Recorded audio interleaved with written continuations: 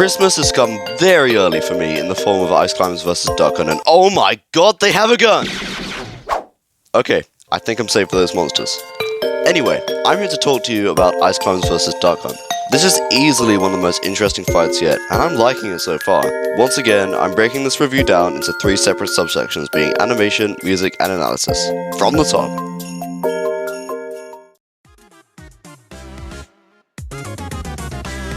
At the time of writing this script, when I haven't received a part of the analysis yet, I still know that both of these guys and girls have little to no abilities whatsoever. That didn't stop one of the animators from going ham with an animation that lasts almost 3 minutes. Onto the animation itself, however, it's easily one of the most unique and stylized fights so far.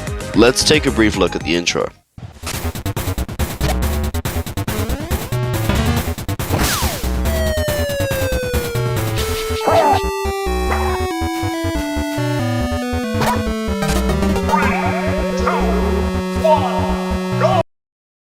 The fight is now playing in the background, and hot damn is it clean! The expression and love put into this one is very evident. All the characters have so much more personality than they need, and it works really well. There are so many situations that will only happen in a fight like this. For instance, taking a gun or knocking back bullets with a cute twirl. Despite what I've said, however, there isn't too much actual fighting in the second half of the animation. The terrain kinda ruins Duck Hunt and his gunman instead, but they get up and are ready to move on. I would have liked it better if there was more fighting, but I understand if there wasn't. That would be asking a bit too much out of these guys. I would point out more issues, but the GOAT Ink Thinks was one step ahead of me and fixed them very early on. There is a minor epilepsy warning, so skip to this time lamp on screen if you don't want— Derp! What's a time lamp? Please tell me what a time lamp is. Thank you.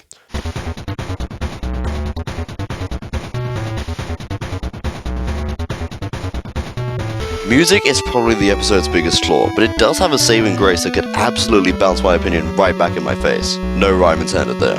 When it comes down to music, it's practically all opinion based, so if I say it sounds bad because it sounds bad, then I'm sorry, I can't really give much reasoning here. The entire song was just 8-bit. I can't hear any guitars or pianos or anything really. While it does absolutely fit the characters in the highest regard, I feel like I'm hearing the same thing over and over and over for 2.5 minutes straight. This really brings the song down, and it's sadly not something I would play in, say, a battle situation. Like, I can vibe to it with no issue, but it lacks dramatics in any sort of battle-like tune. However, if we're talking about how the music fits with the animation included, then things really start to change. Since this is a sprite battle with movements that are suited for an NES, the music complements the animation really well. This one factor really helps out the song, but it's not enough for me to rate it higher than a 5 out of 10. Wait a minute. Is that— That's a JoJo reference! 10 out of 10, delighted to listen to this masterpiece of the ages.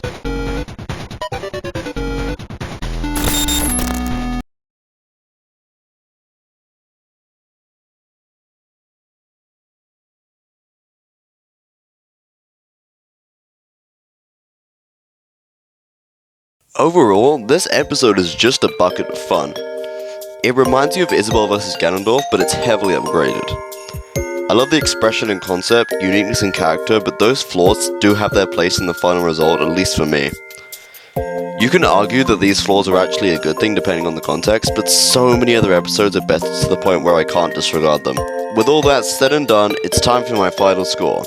I present Smash Brackets Ice Climbers vs. Duck Hunt with a rating of 7 out of 10. Good stuff once again, and I wish you all a very happy holiday. And that goes to everyone watching.